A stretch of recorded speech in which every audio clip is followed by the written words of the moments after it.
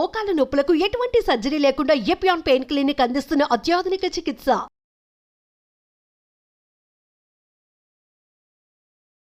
నమస్తే viewers. Diet పాటించడం చూసాం.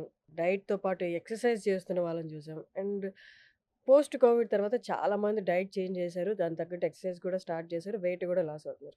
So, okay. All happies. ఇదంతా పక్కన పెడితే పాపం ఒక కేటగరీ ఆఫ్ పీపుల్ ఉన్నారు. ఒక సెక్షన్ పీపుల్ ఉన్నారు. వాళ్ళ గురించి ఎవరు పట్టించుకోవట్లేదని బాధపడుతున్నారు. డైట్ చేంజ్ చేశానండి. ఎక్సర్సైజ్ చేస్తున్నాను. కానీ నా వెయిట్ తగ్గట్లేదు అని. పాపం ఎంతమంది దగ్గర చూపిస్తున్నా వాళ్ళకి ఆ క్వెషన్ మార్క్ ఉండిపోతుంది. అంటే ఏంటి ఒక ఏజ్ తర్వాత వెయిట్ తగ్గలేమా? ఇవన్నీ మాట్లాడదాం. ఇవాళ మనతో ఉన్నారు సమతా తుల్లా గారు. MD in internal medicine and longevity expert. నమస్తే అండి. నమస్తే. So, as I said in my introduction, పాపం వాళ్ళని ఎవరు పట్టించుకోవట్లేదు. వాళ్ళ ఆవేదన ఎవరికీ అర్థం కావట్లేదు. అన్నీ చేస్తున్నానండి. నా పక్కావిడ నేను చేసిన రోజులే డైట్ చేసి 5-6 కేజీస్ తగ్గితే, నేను గ్రామ్స్‌లో కూడా తగ్గలేకపోతున్నాను. మీరు యాక్చువల్లీ రేజ్ చేసిన క్వెషన్ చాలా రిలవెంట్ ఇది. అంటే అందరూ similar kind of nutritional plan ఏమన్నా ఫాలో అయ్యి, same amount of exercise follow అయినప్పుడు ఒక గ్రూప్‌లో అందరం ఒకటేలాగా వెయిట్ లాస్ అవుతామా అనేది చూస్తే అందరికీ అది డిఫరెంట్. ఒకరికి పనిచేసిన డైటింగ్ ఇంకొకరికి పనిచేయదు. ఒకరికి పనిచేసిన ఎక్సర్సైజ్ డ్యూరేషన్ ఇంకొకరికి పనిచేయదు. డిఫరెంట్ టైప్స్ ఆఫ్ ఎక్సర్సైజ్‌కి డిఫరెంట్‌గా రెస్పాండ్ అవుతాం కదా! So, there are other factors. అయితే ఇంకేవో ఫ్యాక్టర్స్ ఉన్నాయి. ఉట్టి డైట్, ఎక్సర్సైజ్ కాకుండా. అవేంటి? Third thing is non exercise activity thermogenesis. అంటే ఎక్సర్సైజ్ చెయ్యని టైంలో, అంటే మిగతా టైంలో మనం పడుకోకుండా ఉన్నప్పుడు ఆ టైంలో మనం ఏం చేస్తున్నాం? ఇప్పుడు ఫర్ ఎగ్జాంపుల్ మనకి ఇట్లా కూర్చొని చేసుకునే జాబ్స్ ఉన్నాయనుకోండి. మార్నింగ్ ఎక్సర్సైజ్ చేసిన తర్వాత రిమైనింగ్ టైం అంతా కూర్చొనే ఉంటాం కదా! There is no calorie output. Calorie burn తర్వాత ఏం లేదు ఇంకా మార్నింగ్ చేసిన వర్కౌట్ తర్వాత. That is one factor. Maybe పక్కావిడ రెస్ట్ ఆఫ్ ద టైమ్ అంతా యాక్టివ్‌గానే ఉన్నట్టున్నారు. సో, దాన్నే ఓకే. మనం రెలెవెంట్‌గా స్టెప్ కౌంట్ ద్వారా చెప్తాం. రిమైనింగ్ టైమ్ కూర్చొనున్నప్పుడు ఆబ్వియస్లీ మనం నడవం కాబట్టి ఆ టైంలో స్టెప్ కౌంట్ ఉండదు. కాబట్టి minimum amount of steps at least 8500 steps per day achieve చేయాలి అంటే దానికి ఇండైరెక్ట్‌గా ఏంటి? ఎక్సర్సైజ్ చేయని టైంలో యాక్టివ్‌గా ఉండాలి. ఎక్కువసేపు కూర్చొని ఉండకూడదు అనేది. లేదు నేను నాది డెస్క్ జాబ్. నాకు దీనికి ఒక సొల్యూషన్ చెప్పండి అంటాం. సో, అట్‌లీస్ట్ 1 అవర్‌లో ఫ్యూ స్టెప్స్ అయినా నడవాలి. 1 అవర్‌లో 250 స్టెప్స్ అయినా నడవాలి. Something like that. Active minutes అనేది పెట్టుకోవాలి. 60 మినిట్స్‌లో ఫ్యూ మినిట్స్ అయినా యాక్టివ్‌గా ఉండాలి. 2-3 అవర్స్ టుగెదర్ అలాగే కూర్చొని ఉంటాము అంటే so, that is one thing which is affecting. కానీ ఇప్పుడు దాకా చెప్పారు కదా! రోజులో ఒక 30 మినిట్స్ వాక్ చేస్తే సరిపోతదా? బ్రిస్క్ వాక్ అయినా సరిపోతది. అంటే ఇవన్నీ మిత్తా? ఇవన్నీ వర్కౌట్ అవ్వవా? ఎక్సర్సైజ్ డిఫరెంట్ ఫార్మ్స్ కదా! ఇవాళ డైలీ సెడెంటరీగా అసలు ఎక్సర్సైజ్ చేయని వ్యక్తికి నువ్వు ఇవాళ సడన్‌గా 1 అవర్ ఆఫ్ ఎక్సర్సైజ్ చేసి, అది చేసి, ఇది చేసి అంటే బాడీ నెక్స్ట్ డే టైర్డ్ అయిపోయి పడుకుంటాడు. Next day he can't do it. బిగినర్స్‌కి to start somewhere what is the basic thing? Cycling గాని, స్విమ్మింగ్ గాని, యోగా గాని, వాకింగ్ గాని. Minimum 30 minutes per day at least 5 days a week. ఇది కూడా చేస్తున్నాం. అలవాటయిపోయింది. రికవరీ బావుంది. నెక్స్ట్ డే పెయిన్స్ లేవు. లేస్తున్నాను. What next? లేదు 35+ ఉన్నాము, 40+ ఉన్నాము. Add strength training also. ఎందుకంటే ఇది చాలా సార్లు చెప్పాను కూడా. మనం 40 ఇయర్స్ తర్వాత every year we lose at least 1% of muscle mass. ఆ మసిల్ తగ్గుతూ ఉన్నప్పుడు ఏజ్ రిలేటెడ్ మసిల్ లాస్ వచ్చినప్పుడు ఆల్ ఏజ్ రిలేటెడ్ డిసీజెస్ వచ్చేస్తాయి. లైక్ ఆస్టియోఆర్థరైటిస్, కార్డియోవాస్కులర్ గుండె జబ్బులు, type 2 diabetes, cholesterol issues, hypertension ఇవన్నీ. So, one way of preventing or delaying it is preserve muscle mass. ఎలా preserve చేస్తావు? రెసిస్టెన్స్ ట్రైనింగ్ గాని, strength training గాని చేస్తూ. అది at least 3 days a week add చేసుకోవాలి. This is one thing. ఇంతకుముందు ఎందుకు మనం ఎక్సర్సైజ్ చేసినా, డైట్ చేసినా వేరే కారణాలు ఏంటి అని డిస్కస్ చేస్తున్నాం కదా! One is non exercise activity thermogenesis. అది కాకుండా స్లీప్‌ని అడ్రెస్ చేస్తున్నామా లేదా? మార్నింగ్ అంతా ఎక్సర్సైజ్ చేస్తున్నావు, న్యూట్రిషన్ కరెక్ట్ ఫాలో చేస్తున్నావు. రాత్రి పడుకుంటేనే కదా బాడీ రిపేర్ అయ్యేది. ఆ టైంలోనే కదా రిపేర్ జరుగుతది. మనకు స్లీప్‌లో 4 సైకిల్స్ ఉంటాయి. Light sleep, deep sleep, REM sleep, NREM sleep అని. ఫస్ట్ మనం ఆర్‌ఈఎం స్లీప్‌లోకి వెళ్తాం. అది చాలా కొంచెం లైట్‌గా ఉంటది ఆ స్లీప్. అదొక 2-3 అవర్స్ అయిన తర్వాత మనం NREM sleep, non rapid eye movement స్లీప్‌లోకి వెళ్తాం. That is the deep sleep. Okay. ఆ టైంలో all human growth hormone release అవ్వడము, రిపేర్ జరగడము, మార్నింగ్ చేసిన మసిల్‌లో ప్రోటీన్ సింథసైజ్ అవ్వడము, రెస్టోర్ అవ్వడము ఆ టైంలో జరుగుతది. అంటే deep sleep is important.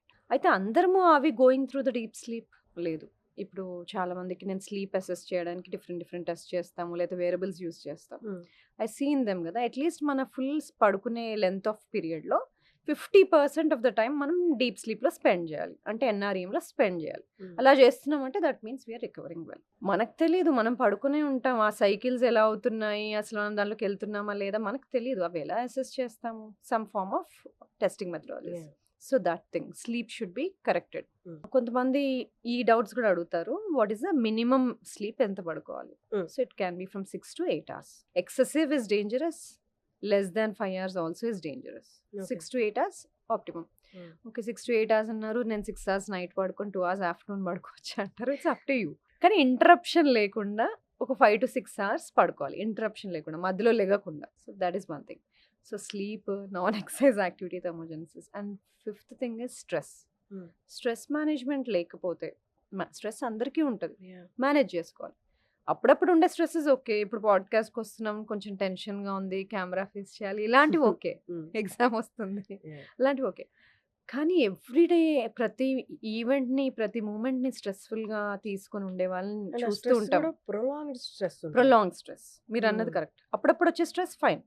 Prolong stress, long term stress, క్రానికల్గా అసలు స్ట్రెస్లో ఉన్నప్పుడు, లైక్ ఫ్యామిలీ ఇష్యూస్ కానీ, ఫైనాన్షియల్ ఇష్యూస్ కానీ, వర్క్ రిలేటెడ్ క్రానిక్ స్ట్రెస్లో ఉన్నప్పుడు మనకి స్ట్రెస్ హార్మోన్ కార్టిజాల్ ఉంటుంది కదా, అది రెగ్యులేట్ అవుతుంది.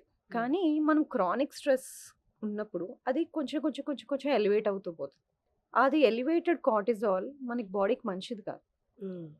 వెయిట్ గెయిన్ అవుతాము, డిప్రెస్డ్గా ఫీల్ అవుతాము, ఇలాంటివి ఉంటాయి. కాబట్టి stress management, sleep, non exercise activity, thermogenesis, NEAT also are important, along with food and exercise to maintain healthy body weight. So ఇవి పాటించి చూస్తే మేబీ మీరు ఒక్కసారి వెయిట్ తగ్గే సూచనలు ఏమో కనిపిస్తాయేమో. అండ్ ఇంకొకటి ఇందాక అడుగుదాం అనుకున్నాను మీరు చెప్తున్నప్పుడు, వర్కౌట్ తర్వాత ఐ వాస్ టోల్డ్, అంటే నా యోగా టీచర్ చెప్పారు, ఫ్యూ అంటే జిమ్ మాస్టర్స్ కూడా చెప్పారు, ఇమీడియట్లీ ఆఫ్టర్ ఎక్సర్సైజ్ ఒక 15 to 20 minutes ఆర్ 15 minutes ఒక న్యాప్ తీసుకుంటే వెయిట్ లాస్ కానీ, లేకపోతే నువ్వు ఎందుకైతే వర్కౌట్ చేసావో మజిల్ బిల్డ్ కాదంటే అది ఎక్కువ హెల్ప్ అవుతుంది, ఇంకా ఫాస్ట్ అవుతుంది అని. How far this is true? స్లీప్తో మసిల్ రికవరీ అవుతుంది అన్నది డెఫినెట్లీ ట్రూ. ఇమీడియట్లీ కానీ అది ఇమీడియట్గా తీసుకోవాలా అనేది ఇప్పుడు లాట్ ఆఫ్ స్టడీస్ ఉన్నాయి. It is not showing so much difference. ఇమీడియట్గా పడుకోవడానికి, నైట్ పడుకోవడానికి ఎక్కువ డిఫరెన్స్ చూపెట్టట్లేదు. అలాగే ప్రోటీన్ ఇంటేక్ కూడా, నువ్వు వర్కౌట్ చేస్తున్నావు, స్ట్రెంథనింగ్ ఎక్సర్సైజ్ చేస్తున్నావు అంటే adequate protein, at least 1.2 grams per kg body weight తీసుకోవాలి at least.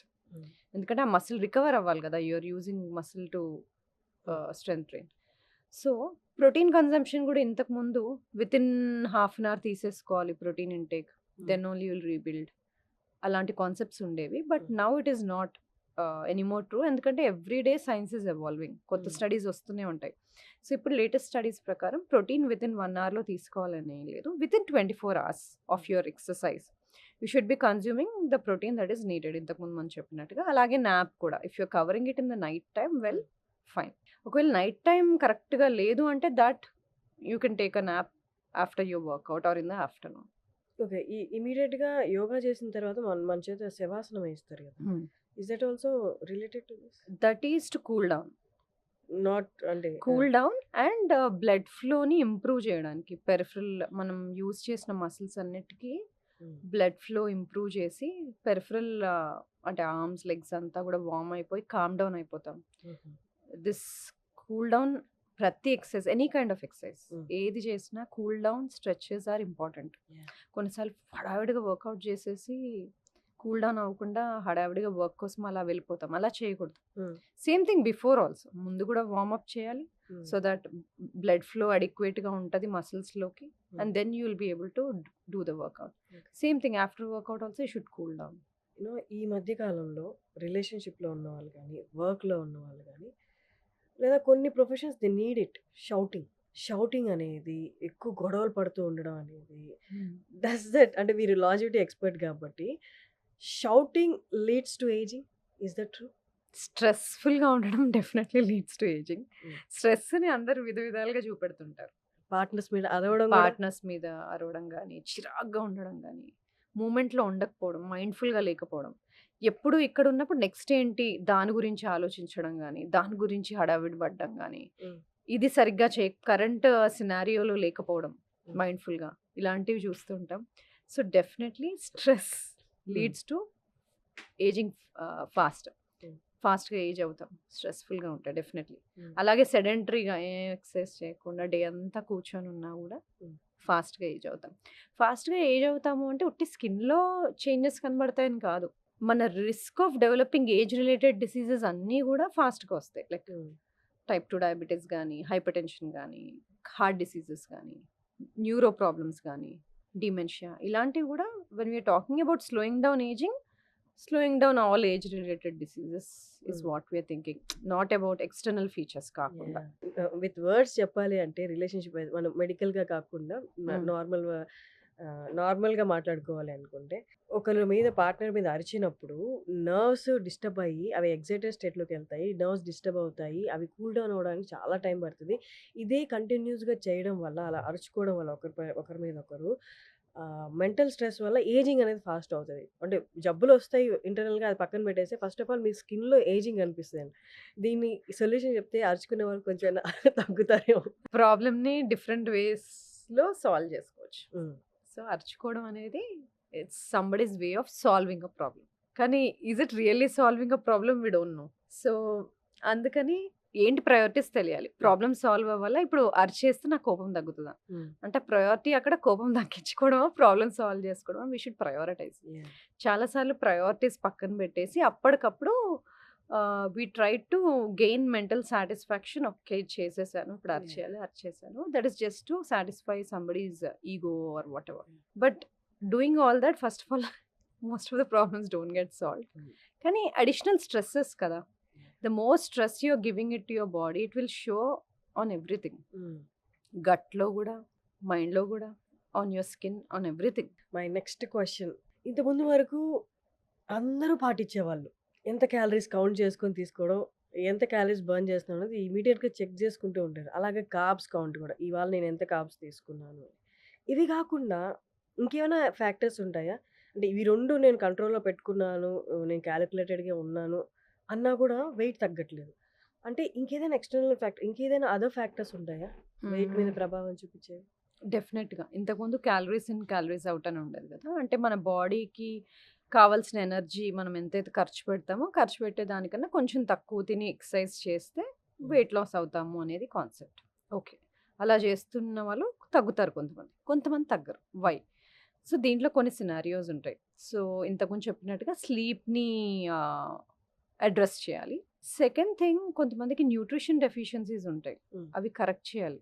For example iron deficiency, బి12 డెఫిషియన్సీ, డి డెఫిషియన్సీ అంటే డైరెక్ట్‌గా ఈ డెఫిషియన్సీస్ వల్ల వెయిట్ గెయిన్ అవుతదని చెప్పట్లేదు. హ్మ్. ఈ డెఫిషియన్సీస్ వలన చాలా వరకు మెటబాలిజంలో ఇష్యూస్ ఉంటాయి కాబట్టి వాళ్ళు వెయిట్ తగ్గలేకపోతారు కాబట్టి న్యూట్రిషన్ డెఫిషియన్సీస్ కరెక్ట్ చేయాలి. ఇంకొంతమందిలో స్లీప్ ఎందుకు కరెక్ట్ చేయాలి అన్నానంటే వెన్ క్రానికల్‌గా కొంతమందికి స్లీప్ షెడ్యూల్స్, స్లీప్ సైకిలే ఉండదసలు. ఇవాళ 9 అయితే రేపు 12, ఎల్లుండి 2:00 మళ్ళీ మర్నాడు 10 పీఎం అలా డిఫరెంట్ డిఫరెంట్ టైమ్ స్కెడ్యూల్స్‌లో పడుకునేవాళ్ళు. హ్మ్. క్రానికల్‌గా స్లీప్ డెఫిసిట్‌లో తక్కువ స్లీప్‌లో ఉండే వాళ్ళకి జరిగే కొన్ని హార్మోనల్ చేంజెస్ గురించి చెప్తాను. మనకి మెలనిన్ అనేది చాలా ఇంపార్టెంట్. స్లీప్ అంటే మనం మెలుకుండడము, పడుకోవడము అనే ఒక బ్యాలెన్స్‌ని క్రియేట్ చేస్తది మెలటోనిన్. సో, ఆ లెవెల్స్ పాడైపోతాయి. హ్మ్. స్లీప్ సైకిల్ కరెక్ట్‌గా షెడ్యూల్ చేసుకోనప్పుడు. హ్మ్. అది కాకుండా మనకి లెప్టిన్, రెలిన్ అనే 2 హార్మోన్‌లుంటాయి. వాటి పనేంటంటే తిన్నప్పుడు కడుపు నిండింది అని మనకెలా తెలుస్తదంటే లెప్టిన్ వలన. యాహ్! అలాగే రెలిన్ అనేది హంగర్ హార్మోన్. హ్మ్. ఈ 2 ఉంటాయి బాడీలో. వాటికో బ్యాలెన్స్ ఉంటది. ఈ స్లీప్ షెడ్యూల్ పోయినప్పుడు వాటిలో బ్యాలెన్స్ కూడా పోతది. పోయినప్పుడు హుహు. లెప్టిన్ లెవెల్స్ తగ్గడము, సో తిన్నా గూడా కడుపు నిండిందని తెలియకపోవడం, హ్మ్. ఇంకొన్ని రోజుల తర్వాత లెప్టిన్ రెసిస్టెన్స్ రావడం, అలాగే ఈటింగ్ బిహేవియర్స్ చేంజ్ అవ్వడం, craving for more refined foods, craving for unhealthy foods అలాంటివి రావడం. సో, హ్మ్. ఈటింగ్ బిహేవియర్స్ చేంజ్ అవ్వడం, దీనివల్ల వెయిట్ గెయిన్ అవ్వడం ఇలాంటివి జరుగుతాయి. హ్మ్. ఇవి కాకుండా స్లీప్‌తో కార్టిజాల్, ఇన్సులిన్ కూడా రిలేటెడ్ ఉంటది. సో, అవన్నిటి వల్ల కూడా మెటబాలిజం ఇష్యూస్ వస్తాయి. మన ఫుడ్ ఎనర్జీగా ఎలా వాడుకుంటాం అనేవి చేంజ్ అయిపోతాయి. సో, సింపుల్‌గా అనిపిస్తది స్లీప్ చాలా రిలేటెడ్ అని గాని, ఇన్ని హార్మోన్స్ దెబ్బతింటాయి కాబట్టి స్లీప్ కరెక్ట్‌గా పెట్టుకుంటే all of these hormones fall in place. So కానీ that is other important thing. కానీ చాలా మందికి నిద్రలేమి ఉన్న వాళ్ళ పర్సంటేజ్ రోజు రోజుకి ఎక్కువైపోతుంది. Reasons whatever may be the reasons. స్ట్రెస్సా, ఫ్యామిలీ స్ట్రెస్సా, ఏదైనా అవ్వచ్చు. నిద్రలేమి ఎక్కువైపోతుంది. దానికి వాళ్ళు ఎక్స్టర్నల్‌గా, ఓరల్‌గా టాబ్లెట్స్ తీసుకుంటున్నారు. ఓరల్‌గా టాబ్లెట్స్ తీసుకొని నిద్రపోవడం వల్ల అంటే మీరు చెప్పిన మెకానిజం అంతా ప్రాపర్‌గా వర్కౌట్ అవుతదా? లేకపోతే ఓరల్‌గా తీసుకోవడం వల్ల ఎక్స్‌ట్రా ప్రాబ్లమ్స్ వస్తాయి? కొంతమందికి స్లీపింగ్ పిల్స్ పెట్టవలసి వస్తది. సో, స్లీపింగ్ ఇష్యూస్ ఉన్నాయి అంటే కొంతమందికి అబ్‌స్ట్రక్టివ్ స్లీప్ యాప్నియా ఉండొచ్చు. అది అడ్రెస్ చేయాలి. హ్మ్. కొన్ని స్లీపింగ్ డిజార్డర్స్ ఉంటే అవి అడ్రెస్ చేయాలి. అది కాకుండా మీ వర్క్ రిలేటెడ్ బిహేవియర్స్ వలన, లైఫ్ స్టైల్ వలన మీ సర్కేడియన్ రిథమ్ అంటాం కదా! ఈ స్లీప్ వేక్ సైకిల్స్‌ని అది దెబ్బతింటుంది అంటే అది అడ్రెస్ చేసుకోవాలి. నేను ఒక కేస్ సినారియో చెప్తాను. నా దగ్గరకు ఒక క్లయింట్ వచ్చారు. ఆవిడ షిఫ్ట్ వర్క్ చేస్తారు. హ్మ్. అంటే నైట్‌లో వర్క్ చేస్తారు. డేలో షీ హాడ్ టు స్లీప్. తనకి ఇన్‌ఫర్టిలిటీ ఇష్యూ. ప్రెగ్నెంట్ అవ్వట్లేదు ఆవిడ. హుహు. సో, దానివల్ల హార్మోనల్ చేంజెస్ ప్రెగ్నెంట్ అవ్వట్లేదు. దెన్ తన హిస్టరీ అంతా తీసుకున్నాక నేను ఒకటి అడిగాను. "నువ్వేమైనా చేస్తావా నువ్వు ప్రెగ్నెంట్ అవ్వడానికి నేను చెప్తే" అని అడిగాను. Hmm. Okay. How far she is ready అని. How far she is ready to become pregnant. Okay. I want to give my 100% అని. ఆ! నేనన్నాను, "నీ లైఫ్ స్టైల్ నీ సెట్ చేస్తే చాలా చేంజెస్ జరుగుతాయి. There are chances of you becoming బెటర్‌గా ఫీల్ అవుతావు నువ్వు first thing. Are you ready to do those changes" అంటే యెస్ అన్నాను. హ్మ్. మరి దానికోసం నువ్వు ఇలాంటి వర్క్ చేయకూడదు. డే టైమ్ వర్క్ చేసుకోవాలి. నువ్వు కరెక్ట్‌గా పడుకోవాలి హ్మ్. అన్నాను. హ్మ్. సో, బట్ అందరూ చేయలేరు. కానీ తను చేయగలిగింది. తను హ్మ్. వర్క్‌ని చేంజ్ చేసుకొని, రిక్వెస్ట్ పెట్టుకొని వాళ్ళ బాస్‌కి హ్మ్. డే టైమ్‌లో ఏదో 9-5 జాబ్ లాంటిది చేసుకుంది. She started doing some life style changes. Guide చేసాం అంతే. హ్మ్. ఎలా పడుకోవాలి? ఎలా తినాలి? కొంచెం ఫుడ్‌లో, న్యూట్రిషన్‌లో చేంజెస్ చేసాము. స్లీప్ చేంజ్ చేసింది. హ్మ్. అండ్ వర్క్ కూడా చేంజ్ చేసుకుంది. So, first of all self కేర్‌కి ఇంపార్టెన్స్ ఇచ్చింది. హ్మ్. దెన్ ఇవన్నీ ఫాలో అయ్యి ఆవిడ కాస్త ఓవర్ వెయిట్‌గా ఉండేవాళ్ళు. ఫస్ట్ వెయిట్ తగ్గిందావిడ. తర్వాత 2-3 సైకిల్స్ తర్వాత వెయిట్ తగ్గిన తర్వాత న్యాచురల్‌గా కన్సీవ్ అయింది. హుహు. సో, ఇదొక ఎగ్జాంపుల్. అంటే హ్మ్. అందరికీ ఇలాగే జరుగుతది. అన్ని ఇన్‌ఫర్టిలిటీ కేసెస్‌కి ఇలాంటి సొల్యూషనే ఉంటది అని చెప్పట్లేదు. హ్మ్. కొంతమందికి హార్మోనల్ రెగ్యులేషన్స్‌కి they may need hormonal pills కూడా. Yeah! Depending on the case scenario. Depending on the individual. కానీ half of the problems hmm. Solve చేయొచ్చు. Hmm. If we can correct their circadian rhythm solve చేయొచ్చు. ఎందుకంటే బ్రెయిన్‌లో మనకి సూప్రాకియాస్మాటిక్ nucleus అని ఉంటది. హ్మ్. అదేంటంటే ఇన్‌చార్జ్ అనమాట. బ్రెయిన్‌లో ఒక క్లాక్ ఉంటది. మనకెలా తెలుస్తది బాడీకి డే టైమ్ లెగాలి, నైట్ టైమ్ పడుకోవాలి అనేది?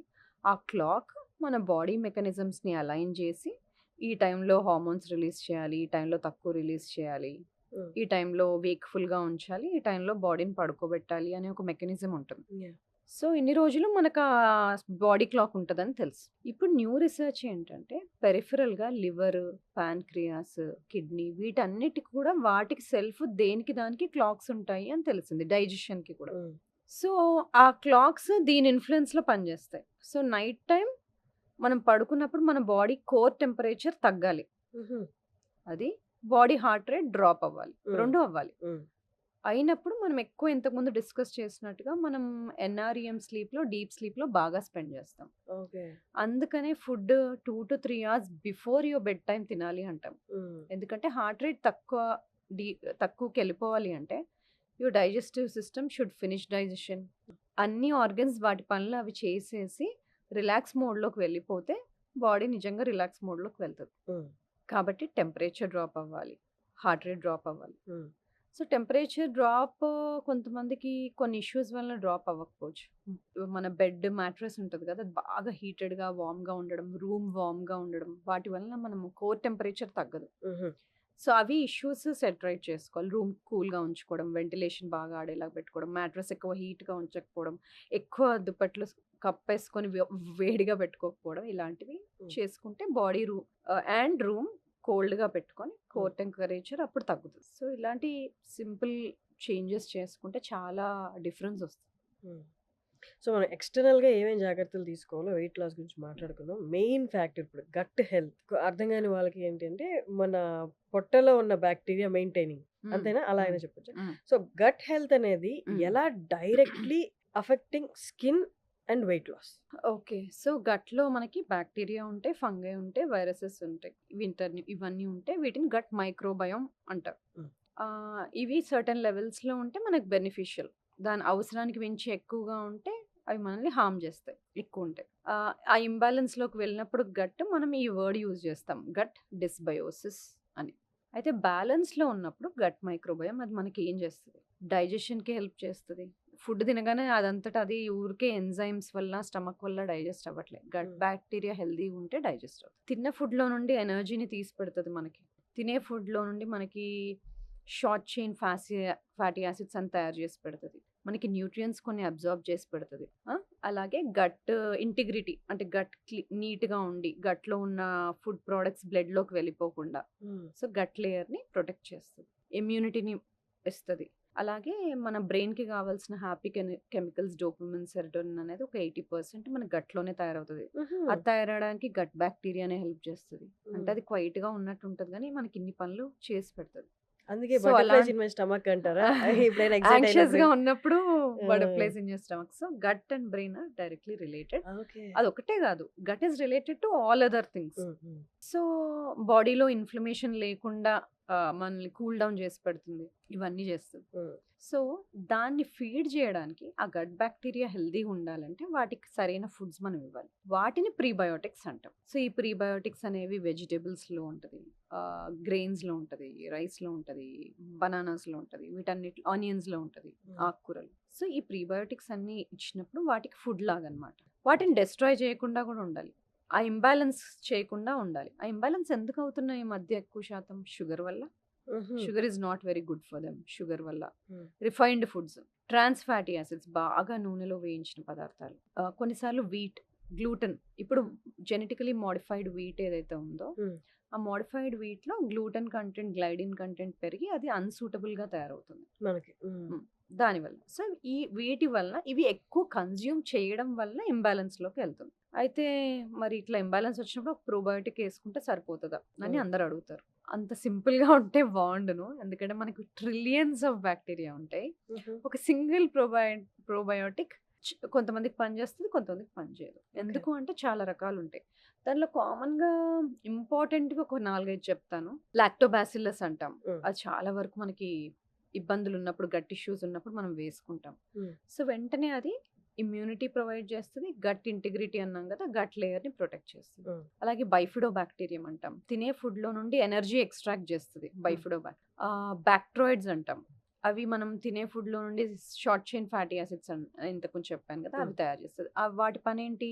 బాడీలో ఇన్‌ఫ్లమేషన్ తక్కువ చేసి, కామ్ డౌన్ చేసి, మన బ్లడ్ వెసల్స్‌ని హెల్తీగా పెడతది. ఓకే. అది. ఇంకోటి యాకర్మెన్సియా అంటాం. యాకర్మెన్సియా ఏం చేస్తది? మన మెటబాలిజంని, మన గ్లూకోజ్ రెగ్యులేషన్‌ని బ్యాలెన్స్ చేస్తది. ఇంకోటి ఫికాలిబాక్టీరియం ప్రాట్స్నిట్జే అంటాం. అది కూడా మన ఫ్యాట్ మెటబాలిజంని కరెక్ట్‌గా పెడతది. గట్ ఎపిథీలియంని హెల్తీగా ఉంచుతది. ఇలా నేను కొన్నే చెప్పాను. అలా చాలా ఉంటాయి. సో, ఈ 4, 5 థింగ్స్‌కి 4, 5 డిఫరెంట్ థింగ్స్ చెప్పాను కాబట్టి అందరికీ ఒకటే రకమైన ప్రోబయోటిక్ సూట్ అవ్వకపోవచ్చు. సో, గట్‌ని రీసెట్ చేయాలి అంటే సింపుల్‌గా ఒక పిల్ ఏసుకుంటే సరిపోదు. దానికి కావాల్సిన ఫుడ్ ఇవ్వాలి. అవసరం లేని ఫుడ్ తీసేయాలి. గట్ హీల్ అవ్వటానికి కావాల్సిన వేరే న్యూట్రాస్యూటికల్స్ కానీ అది ఇవ్వాలి. వాటికి కావాల్సిన ఎన్వైర్న్‌మెంట్‌ని ప్రొవైడ్ చేయాలి. సో, ఇవి చేసినప్పుడు మనం గట్‌ని రీబాలెన్స్ చేసుకోవచ్చు. గట్ హెల్తీగా లేదు అనడానికి నేను విన్నది, but you tell me how far this gut ప్రాపర్‌గా లేదు, గట్ హెల్త్ ప్రాపర్‌గా లేదనడానికి మెయిన్ మెడపాటు నల్లగైపోద్ది. చీక్స్ నల్లగైపోతాయి. ఫోర్‌హెడ్ నల్లగైపోద్ది అంట. Is that true? గట్ హెల్తే రిఫ్లెక్టింగ్ ఆల్ దిస్? కొన్నిసార్లు అకాంతోసిస్ నిగ్రిసెన్స్ అంటాం. అది నెక్ చుట్టూతా నల్లగా వస్తది. అది ఇన్సులిన్ రెసిస్టెన్స్ ఉండే వాళ్ళకి, లేదా షుగర్ బార్డర్ లైన్ ఉండే వాళ్ళకి. గట్ ఇష్యూస్‌తో మీరు చెప్పింది ఒకటి కరెక్ట్. స్కిన్ ఇష్యూస్ ఎక్కువ చూస్తాం. స్కిన్ పిగ్మెంటేషన్స్, కొన్నిసార్లు ఎగ్జిమా ఇలాంటివి ఎక్కువ చూస్తూ ఉంటాం. సో, డెఫినెట్‌లీ స్కిన్ ఇష్యూస్ చూస్తాం. ఇంకా డైజెస్టివ్ ఇష్యూస్ అయితే చాలా చూస్తాం. బ్లోటింగ్, ఇండైజెషన్, తిన్న వెంటనే మోషన్‌కి వెళ్ళిపోవాలనిపించడం ఇలాంటివన్నీ. ఇది కాకుండా కొన్నిసార్లు జాయింట్ ఇష్యూస్ కూడా చూస్తాం. కొన్నిసార్లు స్టిఫ్‌నెస్ అనిపించడం జాయింట్స్‌లో ఇలాంటివి. మూడ్ డిస్టర్బెన్సెస్, యాంగ్జైటీగా, డిప్రెస్డ్‌గా అనిపించడం. నేను డిప్రెషన్ గురించి చెప్పట్లేదు. డిప్రెస్డ్ మూడ్ గురించి చెప్తున్నాను. అలా అనిపించడం, మూడ్ డిస్టర్బెన్సెస్ ఇలాంటివి కూడా ఉంటాయి. సో, గట్ హెల్త్ బాలేదని చెప్పడానికి ఇలా వేరే వేరే సింప్టమ్స్ ఉండొచ్చు. ఇంకొకటి మెయిన్ అపోహ ఏంటి అంటే గట్ హెల్త్ అనేది లావుగా ఉన్న వాళ్ళకి బాగుండదు. సన్నగా ఉన్న వాళ్ళకి, నాజూగ్గా ఉన్న వాళ్ళకి గట్ హెల్త్ బానే ఉంటది అన్నది అంటే ఆ. మెయిన్లీ ఫుడ్ తీసుకొని ఇంబ్యాలెన్స్ హ్మ్. అవ్వడం వల్ల బ్యాక్టీరియా వాళ్ళకే వస్తది అనుకుంటారు. హ్మ్. ఇది ట్రూనా? కాదు. సన్నగా ఉన్న వాళ్ళు హెల్తీగా ఉన్నారని ఎలా చెప్తాం? కాబట్టి సన్నగా ఉంటే హెల్తీగా ఉన్నట్టేం కాదు. సన్నగా ఉన్నారంటే స్కిన్ కింద కొవ్వు లేదని. సబ్క్యూటేనియస్ ఫ్యాట్ తక్కువగా ఉందని. అంతేగాని విజరల్ ఫ్యాట్ తక్కువుందని కాదు. విజరల్ ఫ్యాట్ కనిపియదు కదా సన్నగా ఉంటే. అది లోపల పొట్టలో మన లివర్ చుట్టూ, ఆర్గన్స్ చుట్టూ ఉంటది. సో, సన్నగా ఉన్నా, లావుగా ఉన్నా విజరల్ ఫ్యాట్ ఉంటే అది హెల్తీ కాదు. ఓకే. సో, సన్నగా ఉండి అన్‌హెల్తీ ఉండొచ్చు. హ్మ్. లావుగా ఉండి హెల్తీ. హెల్తీ కూడా ఉండొచ్చు. ఓకే. మేబీ లావుగా ఉన్న వాళ్ళకి స్కిన్ కింద సబ్క్యూటేనియస్ ఫ్యాటే ఉండుండొచ్చు. వాళ్ళకి విజరల్ ఫ్యాట్ తక్కువ ఉండుండొచ్చు. సో, హుహు. విజరల్ ఫ్యాట్‌ని ఎలా అసెస్ చేస్తాం? మెజర్‌మెంట్స్ చేసుకోవచ్చు, స్కాన్స్ చేసుకోవచ్చు, ఇమేజింగ్ చేసుకోవచ్చు. మెజర్‌మెంట్ చేసుకుంటే వేస్ట్ టు హిప్ రేషియో అంటాం. హ్మ్. నడుము భాగం, తుంటి భాగం మెజర్ చేసినప్పుడు మెన్‌లో అయితే లెస్ దాన్ 0.9, విమెన్‌లో అయితే లెస్ దాన్ 0.85 ఉంది. అంటే ఇండైరెక్ట్‌గా చెప్పడం సుమారు. లేదు పక్కాగా తెలియాలి అంటే మనకు డెక్సా స్కాన్ ఇలాంటివి చేసినప్పుడు ఫ్యాట్ మాస్ ఎంతుంది బాడీలో, విజరల్ ఫ్యాట్ ఎంతుంది, మజిల్ మాస్ ఎంతుంది తెలుస్తది. సన్నగా ఉన్నాను గదా! అని చెప్పి ఫ్యాట్ కంటెంట్ ఎక్కువ తినేసి నేను లావు అవ్వాలి అనుకోవాల్సిన అవసరం లేదు. లేదు. వాళ్ళకి గ్యారంటీ లేదు. వీళ్ళకి గ్యారంటీ లేదు. ఇప్పుడు టాక్సిన్స్ అని వింటుంటాం. టాక్సిన్స్ వల్ల మన హెల్త్ పాడవుతుందా? వెయిట్ గెయిన్ అవుతామా? ఎన్వైర్మెంటల్ టాక్సిన్స్ తోటి. ఎన్వైరన్మెంటల్ టాక్సిన్స్ ఫస్ట్ బాడీలోకి ఎలా వస్తాయి? హ్మ్. ఒకటి మనం పీల్చే గాలి ద్వారా రావచ్చు. లేదంటే మనం తీసుకునే ఫుడ్, వాటర్ కంటామినేట్ అయితే రావచ్చు. లేదంటే మనం తీసుకునే వెజిటబుల్స్‌లో సాయిల్ కంటామినేట్ అయినా రావచ్చు. లేకపోతే మనం స్కిన్‌కి, తలకి, జుట్టుకి పెట్టుకునే వాటి డై. వల్ల ఒంట్లోకి రావచ్చు. ఓకే.